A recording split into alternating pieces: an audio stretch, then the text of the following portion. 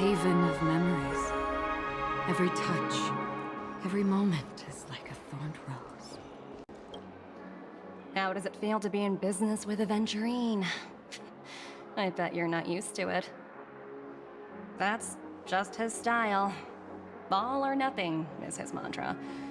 He's always cozying up to his clients while egging them on to undertake some dangerous assignment with him. But everyone has their merits, so I won't comment further. But Aventurine's luck has always been good. He's always closed all his cases without a hitch, and basically never lost a gamble. Which is why, on the issue of retaking Penacony, I'm watching with keen interest. As for the 2 cases, apologies, but I don't have much info on them either. All I can do is ask you to keep digging for more details.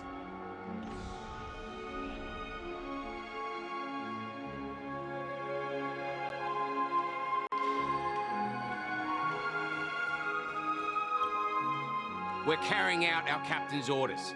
What do you want? We made a mistake last time, and we're working hard to rectify it now. We don't have time for anything else. Surveilling the IPC executive Topaz, ensuring that she stays put at the Reverie Hotel during her time on Penacony. We've got the right one this time. So that's it. They were the pair who were after Firefly at the time.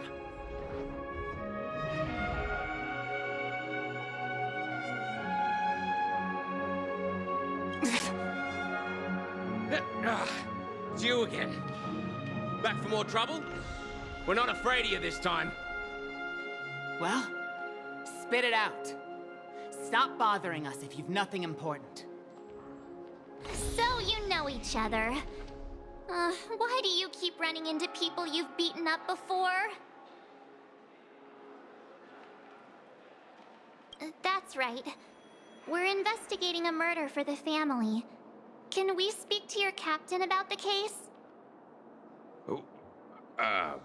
Well... Hey! The security officer instructed everyone to shut their traps before he returned from Dream's Edge. What murder? You'd better stop spouting nonsense. Yeah, that's right. We have nothing to report. Please leave. Looks like they're not going to cooperate. But they did at least tell us that the captain is at Dream's Edge. Why don't we just look for the security officer then? It's probably Gallagher, the one he mentioned, right?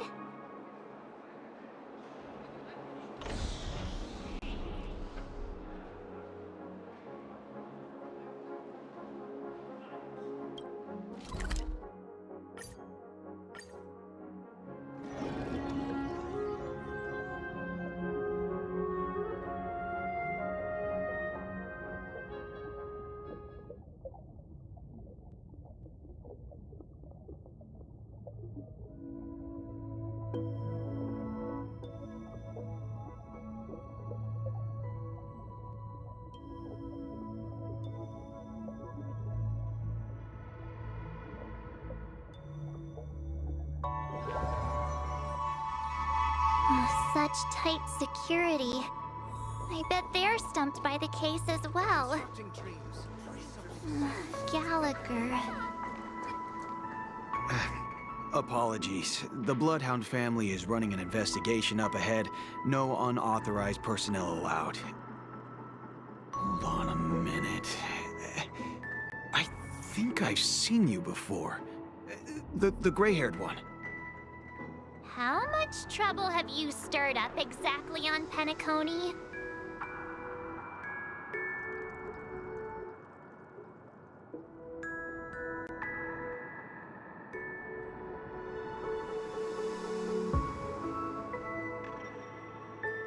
Not possible. It was you the last time, yelling about some clockwork friendship while beating me up with that silver-haired girl.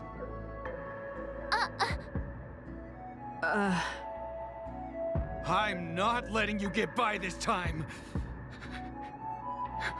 Please leave, or I'll have to get on my knees and beg you. Huh? What kind of heinous crime have you committed now? on, sir. We have documents authorized by the family that would aid your investigation. If it wouldn't trouble you, could we see this Mr. Gallagher? Who exactly is this Gallagher you keep talking about? There's been a few people mentioning this name. Even the one with the gray hair. He didn't send you all here? It was the security officer who dispatched us. That's all I can divulge. He'll do. He's the one we've been looking for. Sorry, no can do. The boss said that since it's a matter of the family's reputation, no one's allowed through. Everyone, please leave. There's really no need for us to make things difficult for each other, right? We're really sorry for troubling you. Let's think of another way. Another way. That's it! Didn't they say something about that, what was it? Clockwork? That got this guy to change his mind. Can you perform it again? That, clocky magic. Please?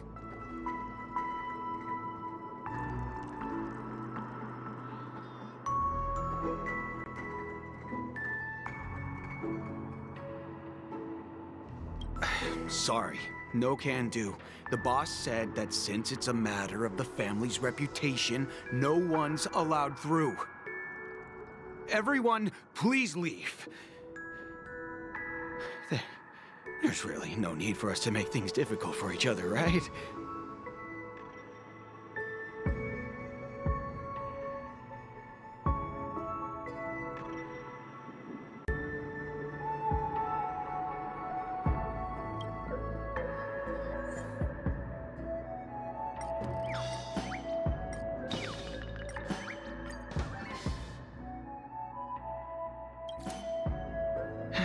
Let me see what time it is now.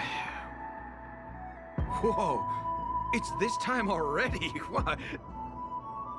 Time to clock out! And no one's gonna stop me.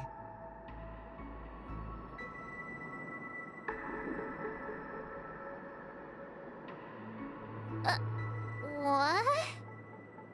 Huh? This clockwork trick of yours, it's kinda dangerous. At least he won't be getting in our way again. Let's go find that Gallagher and ask him the intricacies of the case. I was wondering what all the commotion was. Huh. Oh, it's you guys. Welcome. Since you made it here, what can I do for you? Hello, Mr. Gallagher, sir. Judging from your tone, it sounds like you were expecting us. Miss Himiko, you're too polite. There's no need to call me sir. Mr. Gallagher, you even know my name.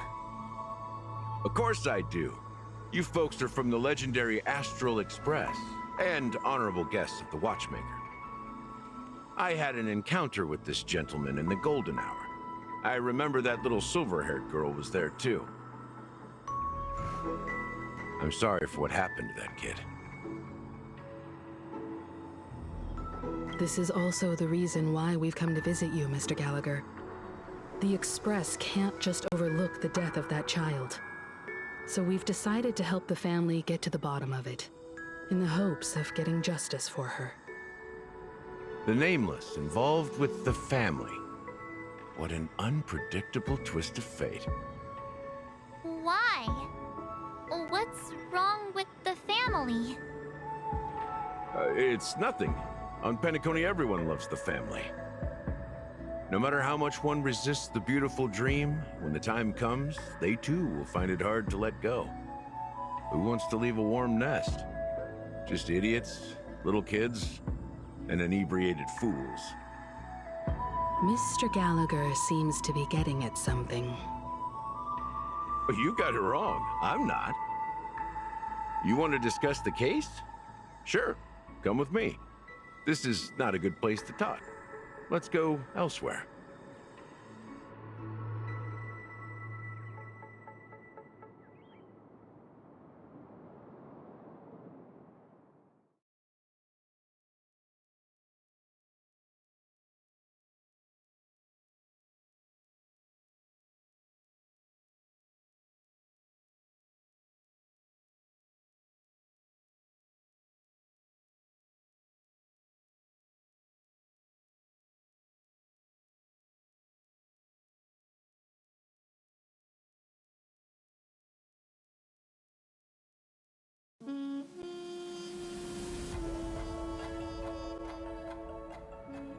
Even after that chilling tragedy, this dream is still running effortlessly. Other than the family of the Harmony, it's hard to imagine any other power in the universe that could sustain a building of such magnitude. The family itself is a huge, perfect building. Like a living idol.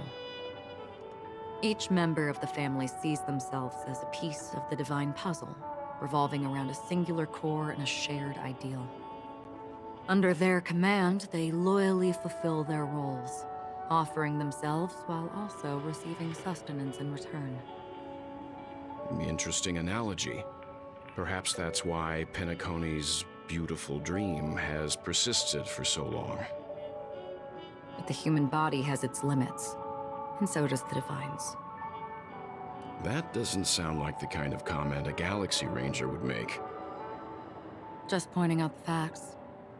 Mr. Yang will definitely have a better sense of what's going on than I do. Why do you say that, Miss Acheron?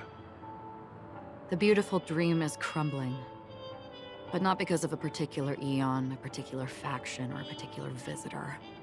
Its collapse stems from a certain inevitability of human nature. The family refuses to acknowledge this, and it has ultimately backfired and become a catalyst. As people immerse their souls in the dreamscape, where consequences and pain cease to exist, and only ease and pleasure prevail, they draw closer and closer to necrosis. Regardless of the perceived bliss, death looms as the inevitable conclusion. Also, this necrosis will diffuse and spread. One piece of the puzzle's mutation will eventually cause the entire building to shake, break, and crumble.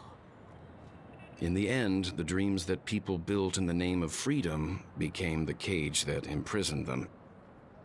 I'm sure you've gained a lot from this trip, Miss Acheron. Are you willing to share your findings with me? Of course. That's if I remember.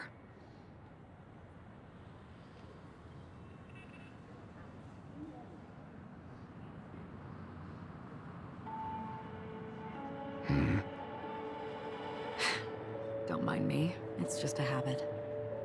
Owing to events in the past, I've become easily forgetful. It's only when this sword is unsheathed that those hazy memories start to become clearer. Take your time.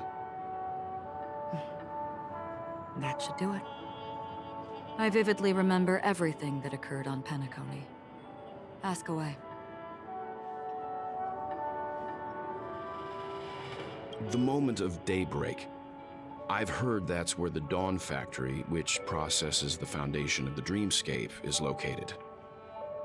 Behind the dreamscape's song and dance stand many imagination factories. Workers create all kinds of whimsical works day in and day out in their dreams. Then they return to reality and sleep on a narrow bed in a room. A far cry from luxury. They say it will suffice. Experiencing the bizarre and motley dreamscape is the best reward. There, I encountered a young woman who had just come of age, the perfect time to indulge in beautiful dreams. Her greatest wish was to one day move to the golden hour and see the magnificent garments she had woven with her own hands. For certain reasons, her wish was difficult to fulfill. But I managed to bring her a garment.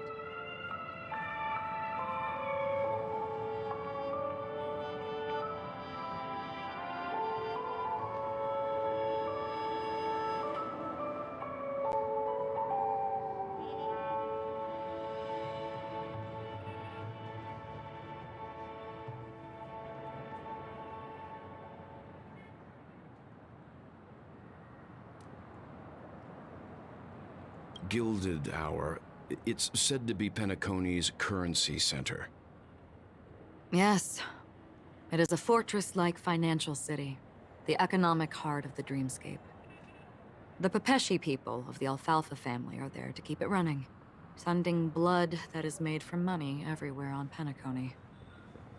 Everyone there is exquisitely dressed and always in a hurry. The greatest wish of the local Pepeshi people is for their future generations to work in the Gilded Hour. I've never met anyone who is willing to talk. I could only stand at the crossroads, watching crowds of people hurrying like the wind through the jungle of steel, only to deposit the alfalfa credits that they'd earned into the bank's vault. I don't know if they would open the vault door, but before I left, I witnessed a well-dressed Pepeshi person plummet from the sky, while those around him continued on their way, unfazed. I hear the Blue Hour is very romantic. Do you have any tales to share? Perhaps Mr. Yang has heard. There is a large boat called the Eventide, anchored along the Sea of Dreams, where soft music and dancing persist endlessly every night. I ran into a wizened lady there. She was at the dock, waiting for her long-departed lover to return, waiting for countless hours within time that stood still. In the humid sea breeze, she spoke of her own youth. Like many who desired wealth and love, they came to Penacony to pursue their dreams. Alas, her lover's consciousness was lost in the dark depths of the Sea of Dreams. Finally, she suggested we continue our conversation on a boat in the shallows. I agreed and boarded the boat with her. But she never said anything. Her eyes absent-mindedly gazing at the horizon for what seemed like forever. Finally, we retreated to the beach.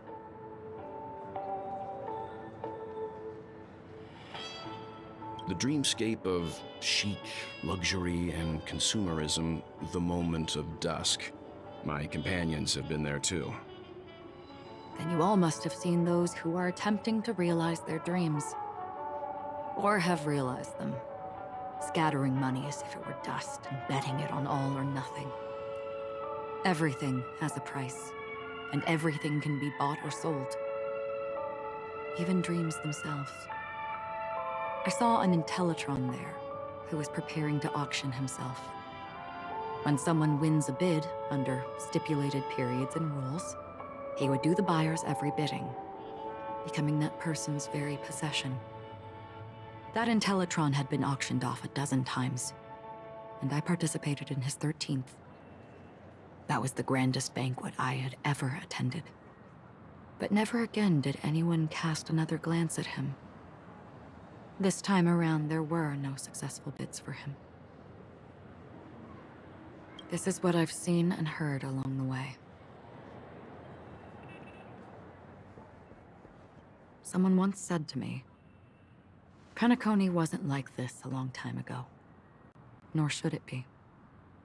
I've traveled through the reality and dreamscape of the planet of festivities, watched the tides of night rise and fall when time stopped for people, where the spirits of the rich and impoverished remain forever fixed on their own scales. This is why I think the collapse of the beautiful dream is inevitable. There might be a way to change everything. Perhaps.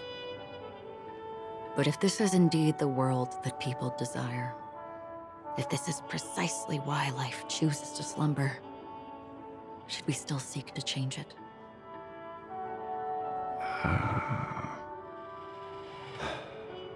Miss Acheron, now it's my turn to share a story with you.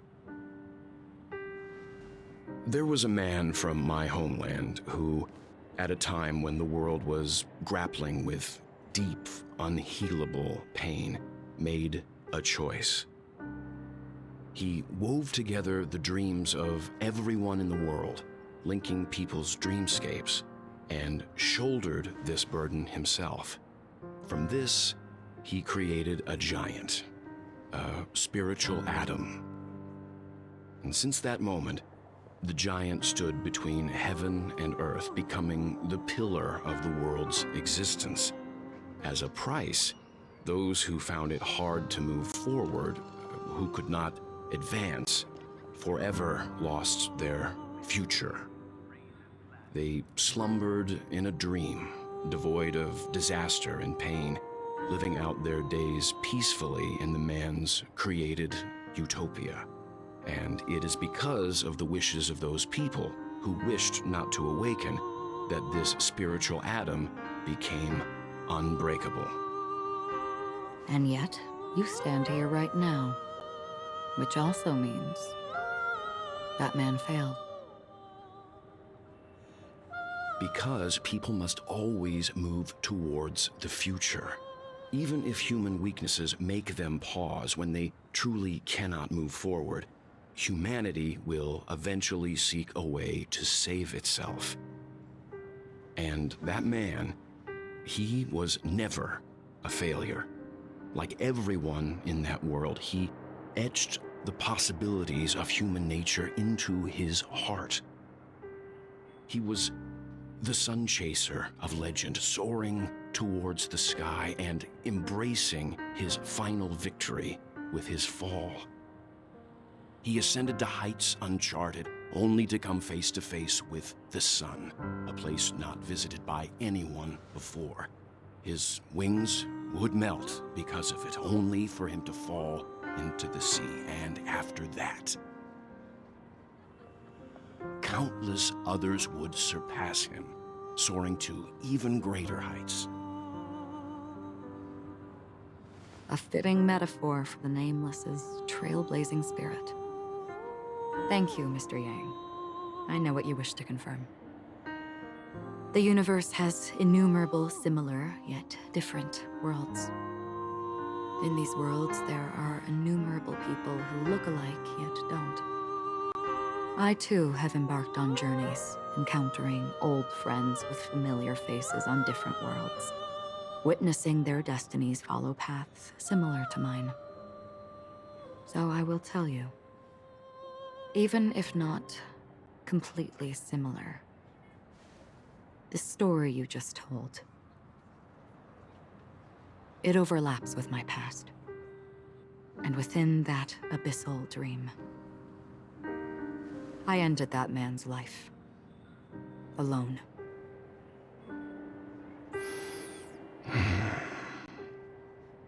I am not who you think I am. Nor will my home be as fortunate as your world. I am sorry. It's fine. I don't mind, so long as I can alleviate your suspicions. There's something I still wish to know, Miss Acheron. Under that representation of the hunt, exactly what sort of power is it that has motivated your solitary journey thus far? Mr. Yang, before answering that question, I wish to continue the previous topic. I like your analogy very much. Indeed, birds are born to fly. But in a distant past, their ancestors could only gaze at the sky in envy. They saw that faraway ray of light from above the heavens, piercing through the clouds and blanketing the earth.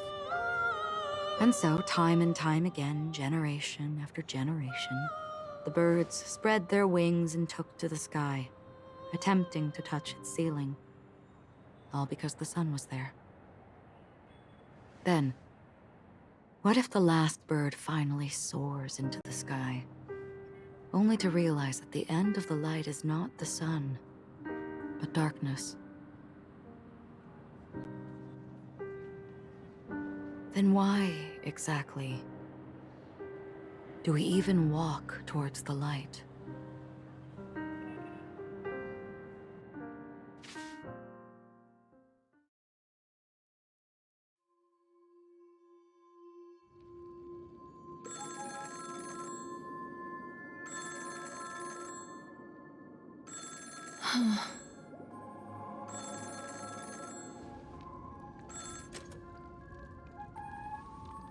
time no see.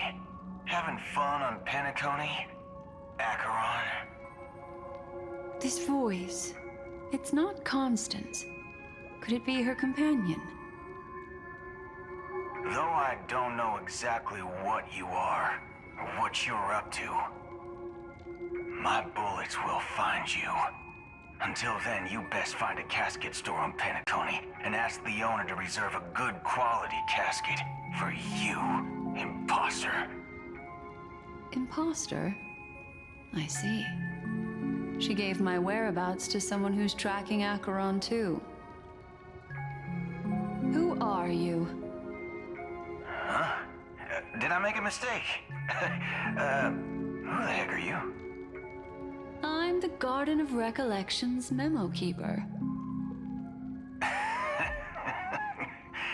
Not bad. This is the kind of tough challenge I like. You that imposter's bodyguard? Never mind. It's fine. I'll leave a round for you.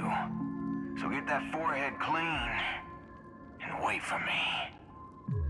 I don't know what you're talking about, but you know Acheron, the Galaxy Ranger, yes? I have something to ask you. Are you asking me to write your will?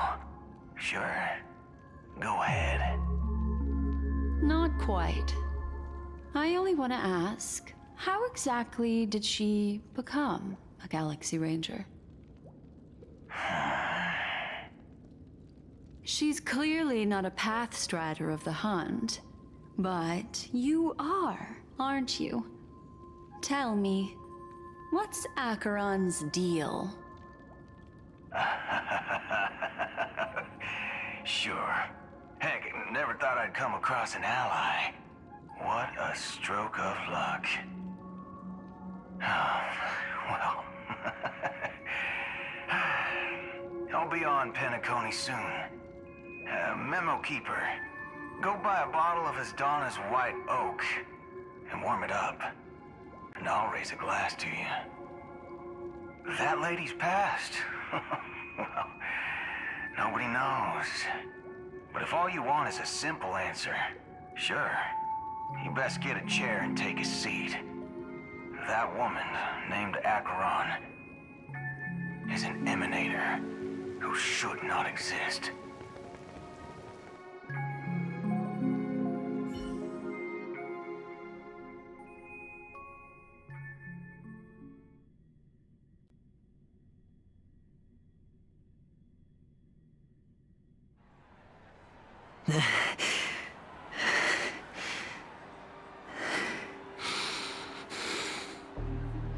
You look pale.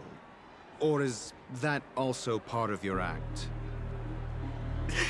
I didn't think you'd have the nerve to show yourself. I thought this was exactly what you wanted. After all, I faithfully fulfilled my duties as you instructed. Just tell me if you can't hold on any longer. So, the genius of the Council of Mundanites wants to be my Undertaker now. My, what an honor. Yes, and I'm pretty sure the people at the Strategic Investment Department would love to be notified of your death in due time. But let's not forget, you won't be seeing them, because I'm the manager of this task. Great. Then tell your people that Aventurine is ready to go in 17 system hours. Oh, you've got a lot of nerve. How exactly do you plan on completing your task while your hands are tied by the Harmony? My conversation with Sunday convinced me that there's a traitor in the family, and that they hold the secrets of Penacony.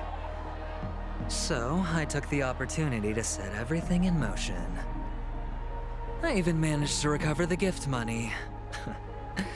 Things haven't gone this smoothly since I walked through the doors of the Reverie. Now I'm only one step away from victory. Let's just wait and see. Sounds like a very elaborate way of saying that you failed. That's all I can say. Have you forgotten, Doctor? You betrayed me. Go. Do what you must. I look forward to the sight of the IPC fleet surrounding Penacony. You've achieved what you desired, haven't you? That's true, but what's your plan? Did you conceal an orbital support beacon in that gift money bag? Well, who knows? Maybe that's why I'm handing out cash even when I'm about to bite the dust. You are indeed a gambler. An insane one at that. Maybe I am. Who knows? Fine. Here, take this. Open it when you're on your last legs. You'll thank me. What's this? Medical advice?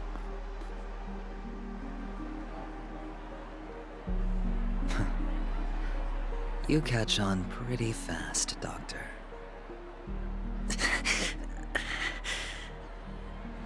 Asking me to solve a case without giving a single clue. How typical of you, wing-headed scoundrel. But the way you're all on edge about that stowaway, it's just as I guessed it would be. As for now, let the rain of wealth from the IPC fall evenly on everyone.